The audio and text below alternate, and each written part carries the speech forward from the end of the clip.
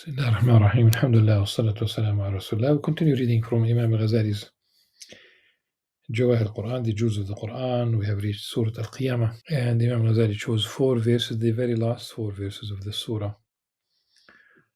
In choosing 4 verses from Surah Al-Qiyamah, while the very last selection was from Surah Al-Jinn, it means also that Imam Ghazali skipped Surah Al-Muzammil and Surah Al-Muddathir.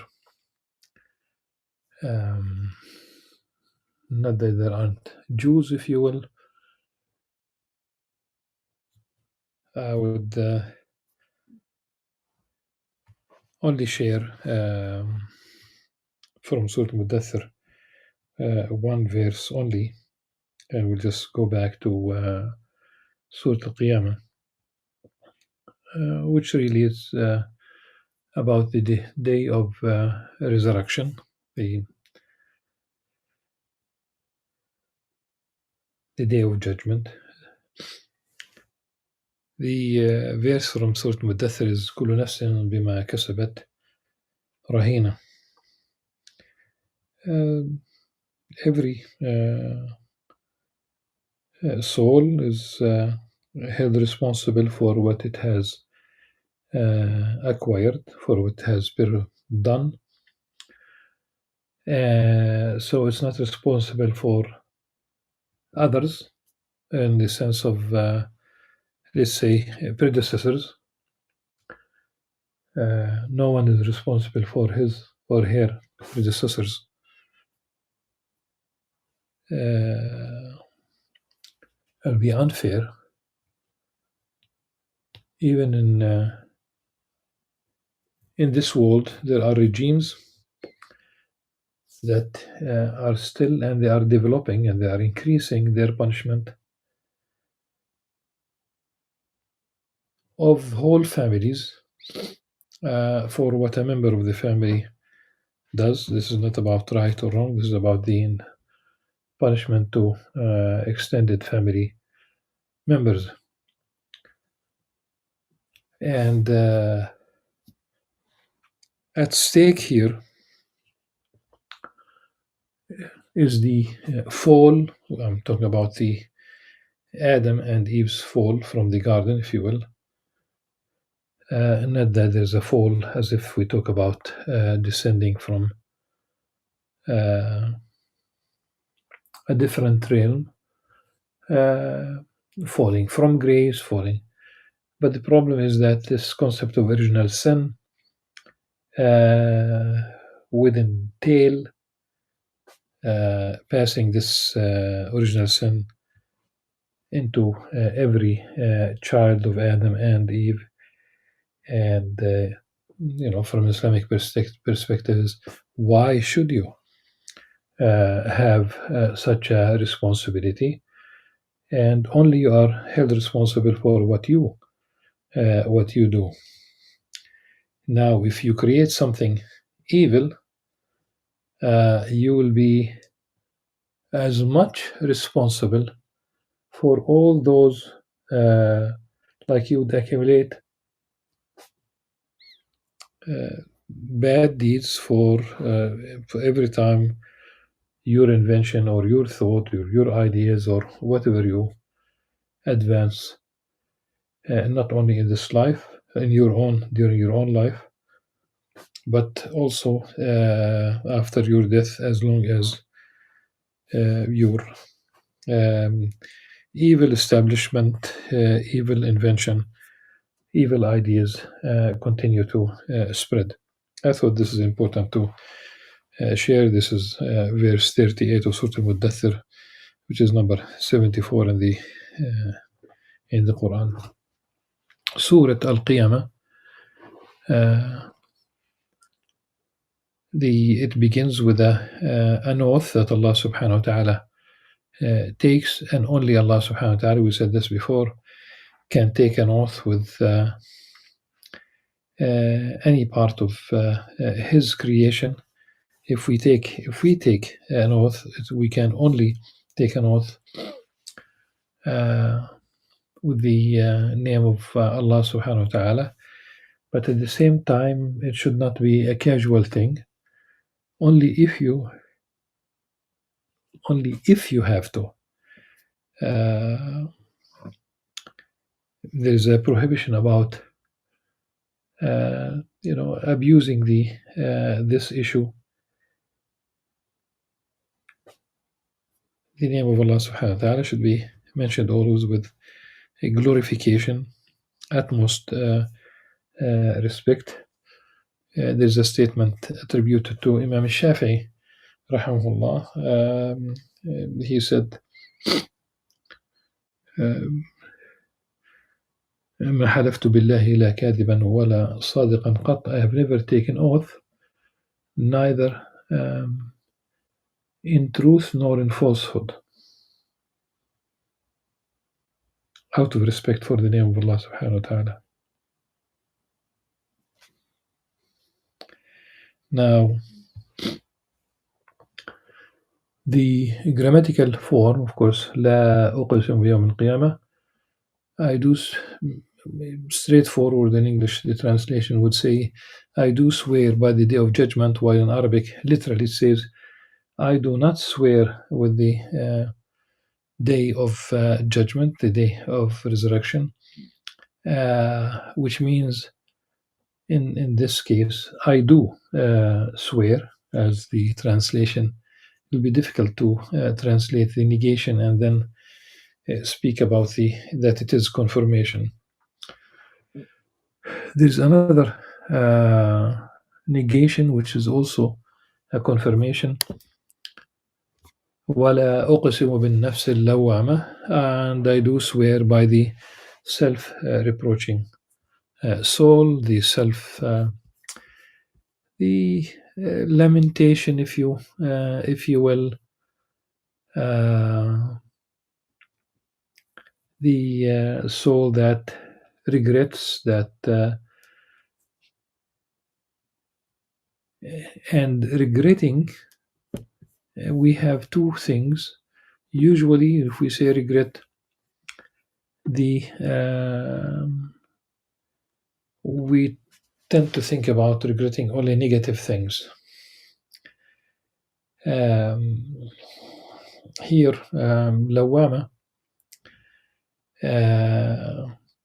it is also regretting in the realm of that which is good, not doing good enough.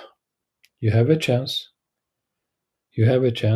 Do something good, and do more good as much as you can.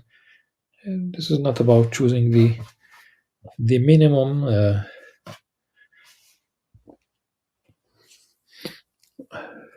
I'm just going to give an example from this life. Some people go to school and they would like to have fun. Universities, as they go to universities and they spend their time having fun. No serious studies. There are those also who aim at a passing grade, like doing the minimum. If they pass, that should be enough. And there are those who aim very high. They are the A people. They aim at A's because they think about what they could achieve with these A's later on, outside the university, in a post. This is life. Some of us also are having fun. Some of us aim at a passing grade, and some aim very, very high. The nafs al-lawama, so if you do something bad, it does reprimand you, it laments, it regrets doing anything bad, but doing something good, also not doing enough of this good thing. We do have three types of nafs. We have, in addition to nafs al-lawama, which we have just mentioned, we have nafs al-amara bis-su', the soul that commands, orders, gives orders to do bad things. Um, that's al-amara bisu, literally gives orders to do bad things. And on the other hand, we have an-nafs al-mutma'inna. This is um, as the soul that is tranquil in the comfortable within the Islamic worldview, so happy with the Islamic worldview, happy with divine commandments, no opposition, does not seek to uh, cross any line. Literally an illuminated soul, if you will, a bright soul with the remembrance of Allah subhanahu wa ta'ala, and one might say also the eradication of the negative relationship with lust or despicable qualities. I might simply say that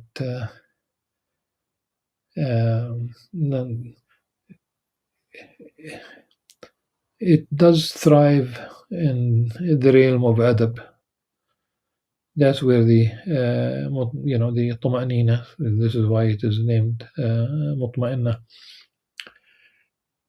So it will basically have that طمأنينة, because on the other hand, if you don't have remembrance for Allah subhanahu wa ta'ala, if you don't have that طمأنينة, the opposite will happen, and whoever avoids having remembrance of Allah subhanahu wa ta'ala, من أعرض عن ذكري فإن له معيشة ضنكا,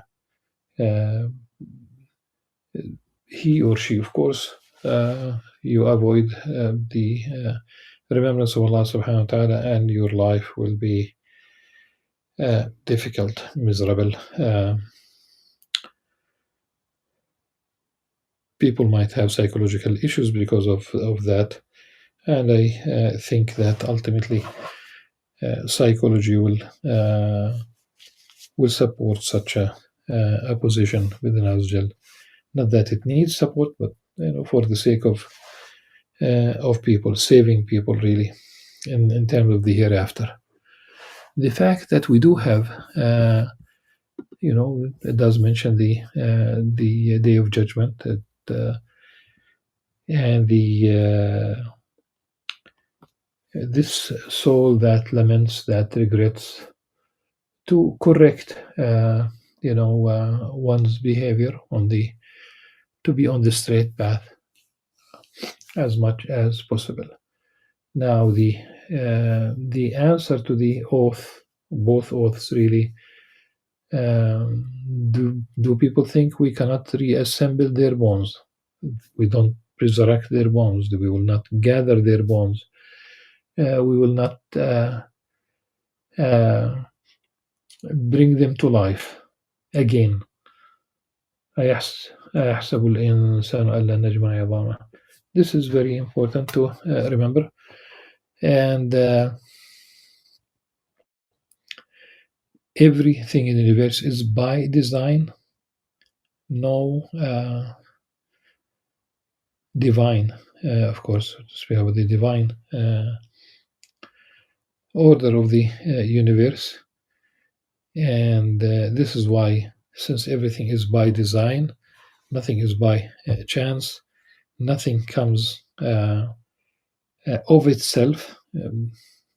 Everything in the universe is created by Allah subhanahu wa ta'ala. It means that you have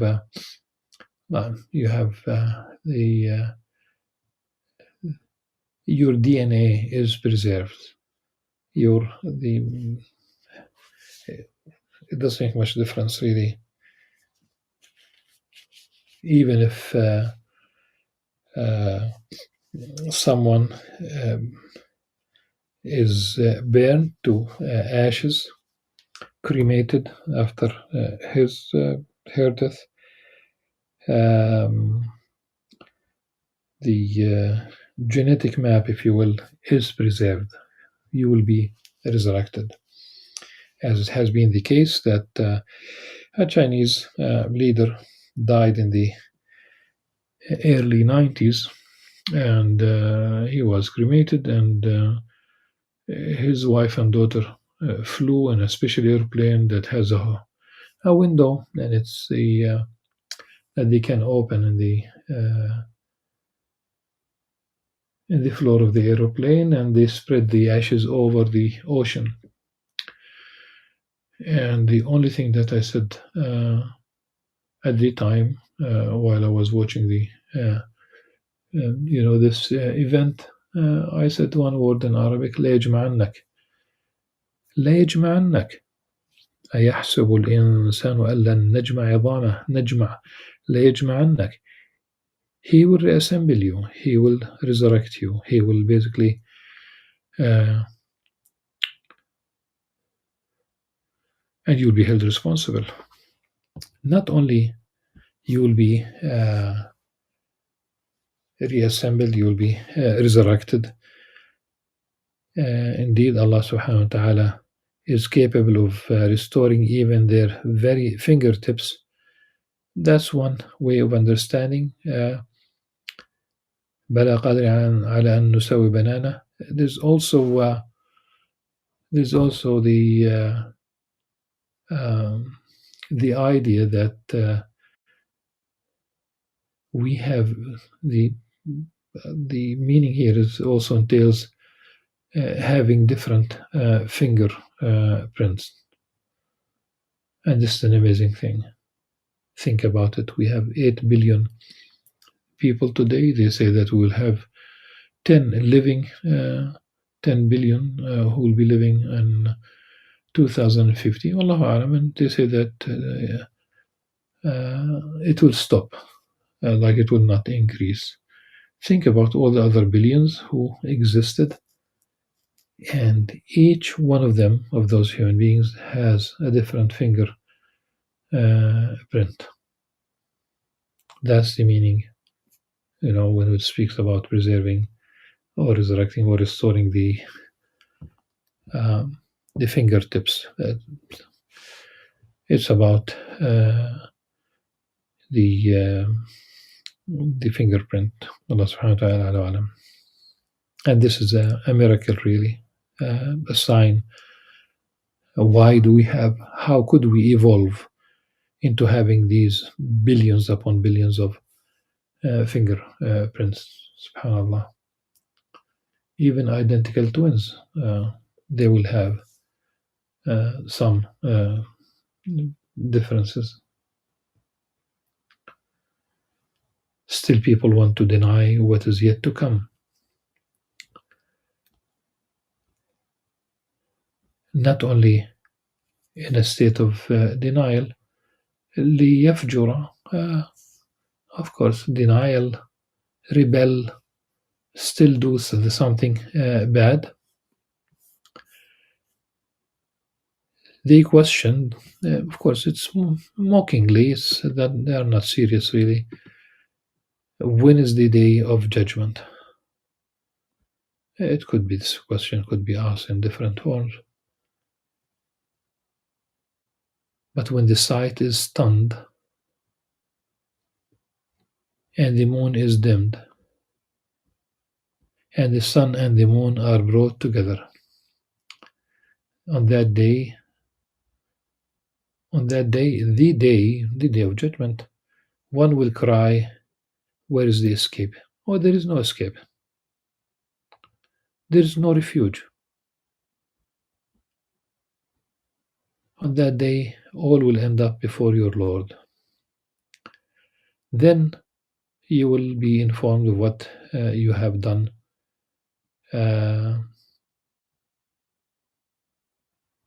What you have sent forth and what you have left behind. In fact, people will testify against their own souls. They will testify against their own souls.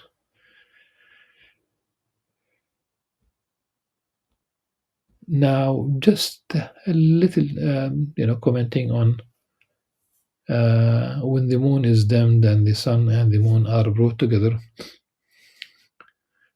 in the Quran, the whole universe was one simple giant. Of course, it began from a very small. If you talk about the Big Bang Theory, uh, it began from that specific, very small. We don't understand. I mean, humanity still does not understand. The astrophysicists, they don't understand when you talk about time equals zero. But we do understand that just even a fraction of a second, the universe was expanding with a magnificent speed and a temperature that we cannot even fathom, quadrillion centigrade, quadrillion.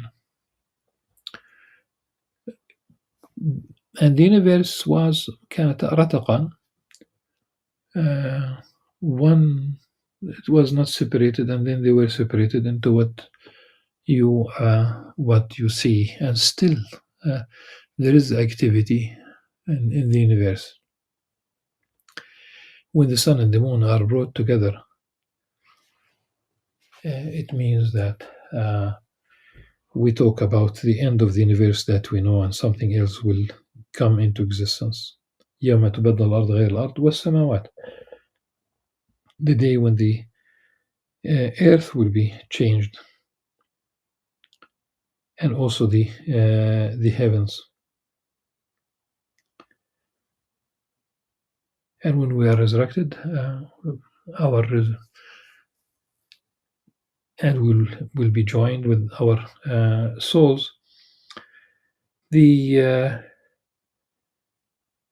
will be equipped, that resurrection, the new body, the new life, it will be ready for the eternal life. It's a very interesting idea, I would say.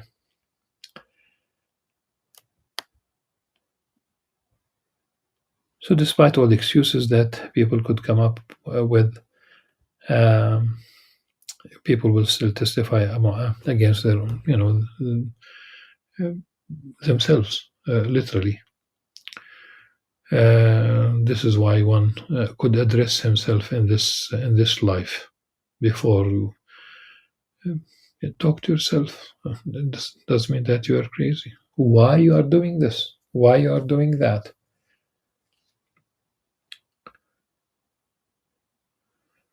Then it moves to the Quran and the Prophet sallallahu alaihi wasallam. Do not rush your tongue trying to memorize, meaning to memorize it, meaning to memorize meaning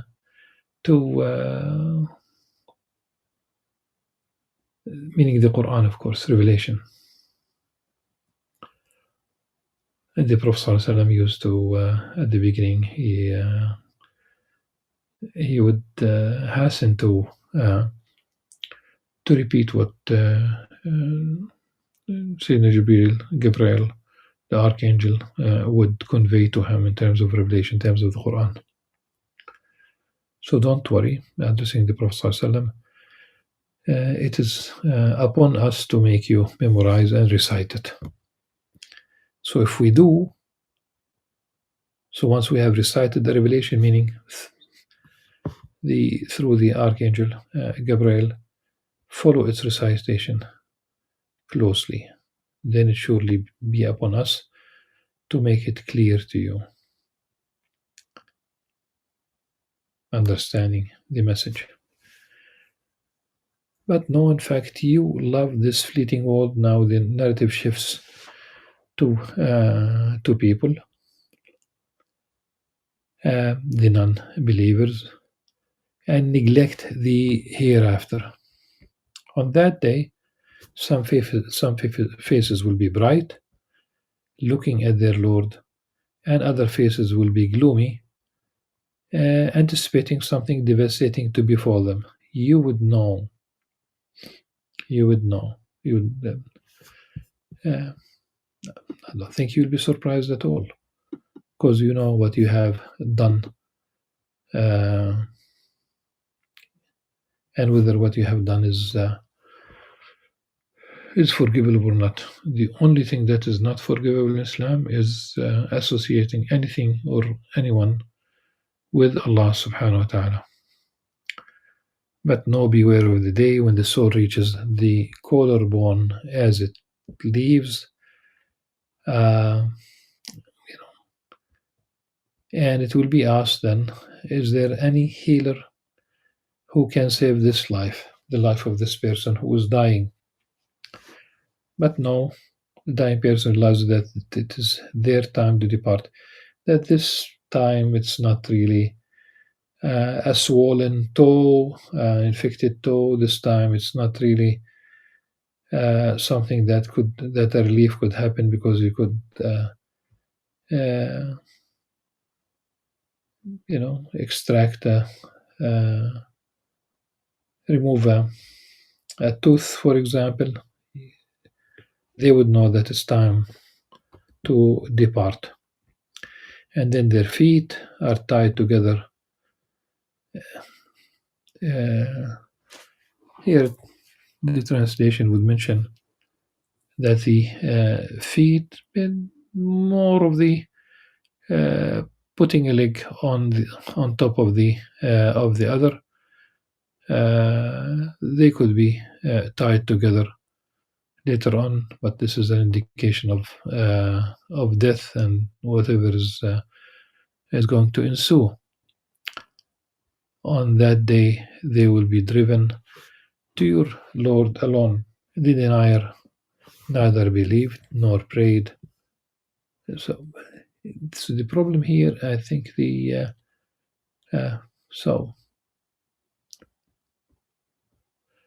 neither believing nor praying, persisting in denial and turning away, and going to their own people, walking boastfully. The denying is the problem. Is the problem. The rest would follow probably. Woe to you and more woe. Again, woe to you and even more woe. Do people think they will be left without purpose? In vain? So you just came to this life, and on your in your autobiography, if you journal every single thing in your life, then you might be able to say, I have eaten throughout the years, I have eaten this much and that type of food, that you will, in your journal will be, and you have insulted such and such people, you were engaged in backbiting. Do remember that once upon a time you were a sperm drop emitted, and look at you now. Then you became a clinging clot. Then he developed and perfected their form. And voila, we have both sexes, male and female. Male and female. It's not fashionable today to say male and female, but that's exactly what it is. You cannot have basically a zygote, you cannot have a fetus, you cannot have pregnancy, you cannot have, unless we have male and female. And Imam Al-Ghazali in Ihya Ulumuddin, the revival of Islamic sciences, the religious sciences, he argues against homosexuality. If you take it to its logical conclusion, it's the end of life on earth. No procreation. That's what it is. And is such a creator unable to bring the dead back to life? Remember that word that I have used, لا يجمعنك. it applies to us too. There will be a return for sure. With this, we conclude this surah. Alhamdulillah Rabbil Alameen. The next one will be from Surah Al-Insan. 3 verses, 3 jewels, if you will. The first 3. Until then, subhanakallah wa hamdik. أشهد أن لا إله إلا أنت أستغفرك وأتوب إليك. السلام عليكم ورحمة الله وبركاته.